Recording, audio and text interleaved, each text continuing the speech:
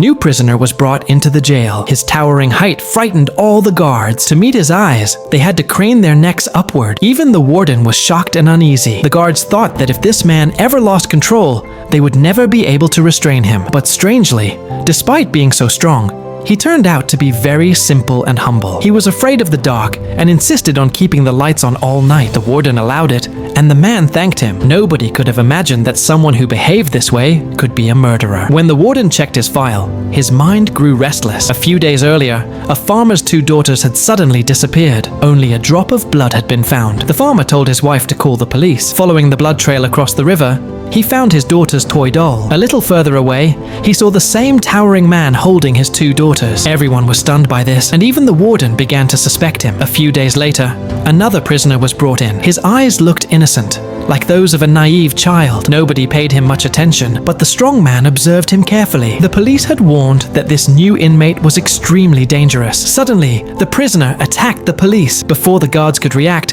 he had already crushed one officer's throat. The warden rushed in, but the prisoner struck him down as well. With great effort, the police finally overpowered the attacker. Amid the chaos, the strong man stepped forward. With one hand, he grabbed a policeman by the collar, and with the other, he clutched his thigh. The officer panicked, fearing injury. Just then, all the surrounding lights flared brightly. The bulbs glowed so intensely that they began to burst. At last, the man let go of the officer. Then, shockingly, he released a swarm of insects from his mouth. The officer stood frozen in disbelief. He realized that the accusations against the strong man had been false, because a disease he had suffered from for years had suddenly been cured thanks to that man. When he returned home, he was able to spend a blissful night with his wife after a long time. Later, the police consulted a lawyer. The lawyer said the strong man would not be released, as all the evidence stood against him. His execution day was approaching. His wife, trying to comfort him, gave him a dessert she had made herself. Before smiling, the man revealed a secret to the police. He took their hand